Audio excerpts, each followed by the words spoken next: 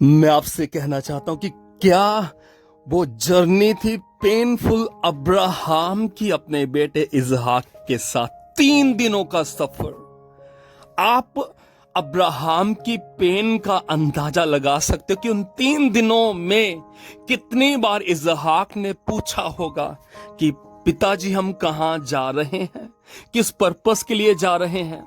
बहुत सी बातें उन दोनों के बीच में हुई होंगी।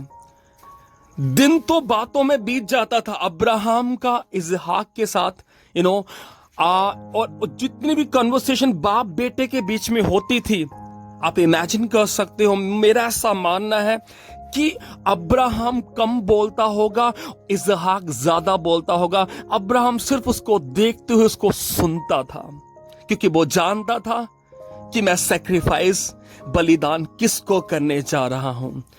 एक ऐसी बात जो उसे अपनी पत्नी को नहीं बोली, एक ऐसी बात जो उसने अपने सेवकों को, अपने दोस्तों को नहीं बोली, कि मैं अपने ही बेटे को सैक्रिफाइस करने जा रहा हूं। अब ये 3 दिनों का सफर, अब्राहम मन ही मन में ये प्रार्थना करता होगा कि प्रभु ये जर्नी कभी खत्म ही ना हो। मेरे बेटे पूरी जर्नी में, मैं और मेरा बेटा पूरी जर्नी में बस ऐसे ही बातें करते रहें। रात को जब इसहाक सो जाता था, सेवक सो जाते थे, अब्राहम को नींद नहीं आती थी। वो जागते हुए सिर्फ और सिर्फ अपने बेटे को देखता था।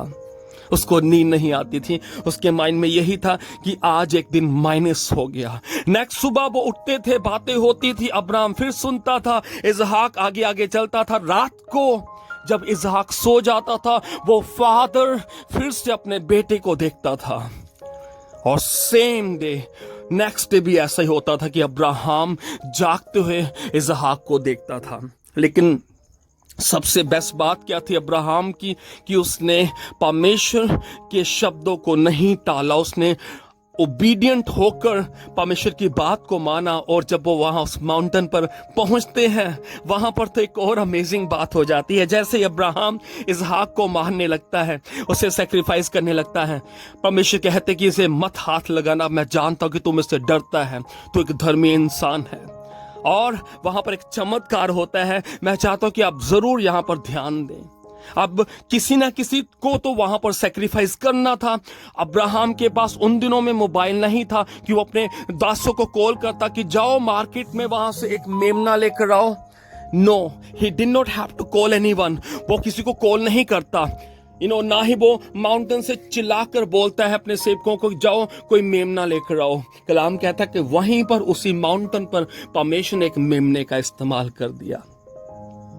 परमेश्वर यहोवा जिरे है, वो हमें मुहैया करने वाले परमेश्वर हैं, वो हमें मुहैया करने वाले परमेश्वर हैं। और वहीं पर परमेश्वर ने अब्राहम के लिए एक मेमने का इंतजाम कर दिया। वो वहां पर उसे सैक्रिफाइस कर नीचे उतरता है। अब जितना वो पूरी जर्नी में 3 दिनों में रोया ना, अब जब वो वापस अपने घर को जा रहा था, अब 3 दिनों का सफर और भी था। जब वो रिटर्न कर रहा था अपने घर पर, जितना वो दुख में था जाते हुए, उतना ही वो खुशी के मारे कूदते हुए अपने घर की ओर जा रहा था। कि उसका मैं इमेजिन कर सकता हूं कि उसका हाथ अपने बेटे के कंधों पर था, शोल्डर पर था, हंसते हुए, मुस्कुराते हुए, जैसे कि वो जंग जीत गया हो, जैसे उसने फाइट को जीत लिया हो। वो अपने घर जा रहा था कि मेरा बेटा मेरे साथ है, मेरा बेटा मेरे साथ है, मेरा खून मेरे साथ है। अजीजों, इस छोटी सी स्टोरी से आपको मैं इनकरेज करना चाहता हूं कि परमेश्वर कई बार हमें डिफिकल्ट टास्क देते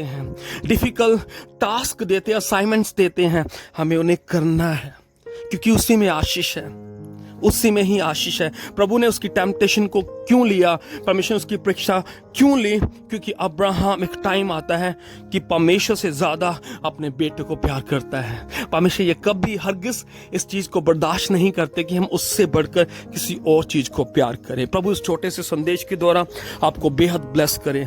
सभी को जय मसीह की।